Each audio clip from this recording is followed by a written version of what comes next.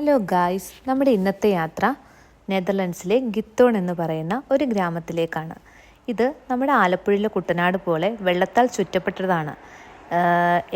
ഈ വീടിൻ്റെ വശങ്ങളിലെല്ലാം കനാലുകളാണ്. അപ്പോൾ ഒരു വീട്ടിൽ നിന്ന് മറ്റേതിൽ പോകണമെങ്കിൽ ബോട്ട് സർവീസ് മാത്രമേ ഉള്ളൂ.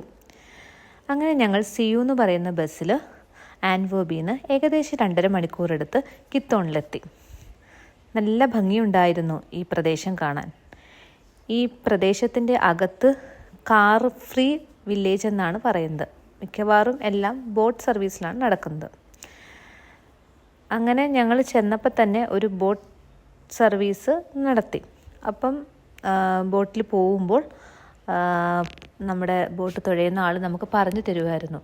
ചർച്ചുണ്ട്, മ്യൂസിയം ഉണ്ട്, പിന്നെ ഒരു ഷോപ്പും കണ്ടേ ഉള്ളൂ അവിടെ, പിന്നെ പോസ്റ്റ് ഓഫീസുണ്ട്. അപ്പോൾ ഇതെല്ലാം നടത്തുന്നതും സൈക്കിളും ബോട്ടുമാണ്. ഇടയ്ക്കിടയ്ക്ക് ചെറിയ ഒരു വീടിൻ്റെ അപ്പുറത്തെ വീട്ടിലേക്ക് പോകാൻ വേണ്ടി ഇടയ്ക്കിടയ്ക്ക് ചെറിയ പാലം വെച്ചിട്ടുണ്ട്. അതിലൂടെ ആളുകൾ യാത്ര ചെയ്യും.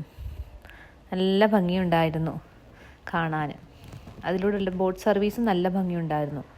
നമ്മുടെ ആലപ്പുഴ തന്നെ പുന്നമട കായലിലൂടെ കുട്ടനാട്ടിലൂടെ പോകുന്ന ആ ഒരു പ്രതീതി നമുക്ക് തന്നായിരുന്നു. കുറച്ചും കൂടെ വൃത്തിയായിട്ട് അവരിതെല്ലാം സൂക്ഷിച്ചിട്ടുണ്ട്. എല്ലാ വീടുകളും ഒരുപോലെ. ഞങ്ങൾ കൂടെ ഹസ്ബൻഡിൻ്റെ ഓഫീസിലെ 2 ഫാമിലിയും കൂടെ ഉണ്ടായിരുന്നു. അപ്പം നമ്മൾ ഗ്രൂപ്പായിട്ട് 3-4 ഫാമിലി ഒന്നിച്ച് പോകുന്ന ഗുണം എന്താണെന്ന് വെച്ചാൽ, അവിടെ ചെന്നാൽ നമുക്ക് ബോട്ട് റെൻറ്റിന് കിട്ടും. നമുക്ക് തന്നെ തുഴഞ്ഞ് സ്ഥലങ്ങളൊക്കെ കാണാൻ പറ്റും, എല്ലാം കവർ ചെയ്യാൻ പറ്റും. അപ്പം ഏകദേശം 1 മണിക്കൂറിന് 35 യൂറോയാണ് ഉള്ളത്. അപ്പം 3-4 ഫാമിലി ഉണ്ടെങ്കിൽ നമുക്ക് 4-5 മണിക്കൂർ പൈസ ഷെയർ ചെയ്തിട്ട് ഒരുവിധം ഗിത്തോൺ ഫുൾ നമുക്ക് കവർ ചെയ്യാൻ പറ്റും. ബാക്കി കാഴ്ചകൾ നിങ്ങൾ കണ്ടു നോക്കൂ.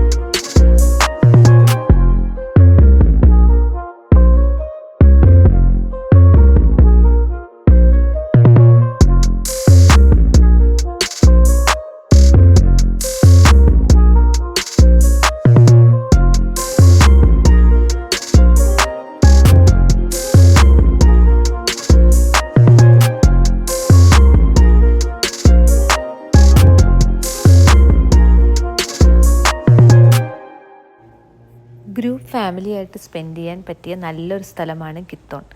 ഒരു കാര്യമേ ഉള്ളൂ, അധികം ഷോപ്പൊന്നുമില്ല, 1-2 ഷോപ്സ് മാത്രമേ ഉള്ളൂ. അപ്പം നിങ്ങൾ വരുമ്പം കഴിക്കാൻ സ്നാക്സായിട്ട് വല്ലതുമൊക്കെ കരുതുവാണെങ്കിൽ അത് നല്ലതായിരിക്കും.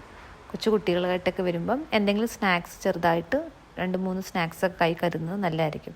ഷോപ്സ് ഉണ്ട്. പിന്നെ അധികം സ്നാക്സൊക്കെ മേടിക്കണമെന്നുണ്ടെങ്കിലും നമ്മുടെ ലിഡിൽ പോലത്തെ ഷോപ്സൊക്കെ അങ്ങ് ദൂരെയാണ്, കുറേ നടന്നു പോകേണ്ടി വരും. പിന്നെ അവിടെ അടുത്തുള്ളത് കുറച്ച് ബർഗറും ഫ്രഞ്ച് ഫ്രൈസും മാത്രം അങ്ങനെ ലഭിക്കുന്ന ഷോപ്സ് മാത്രമേ അതിൻ്റെ അടുത്ത് 1-2 ഉള്ളൂ. എന്നാലും നമുക്ക് നല്ലൊരു റിഫ്രഷിങ് ഫീൽ തരും ഈ യാത്ര.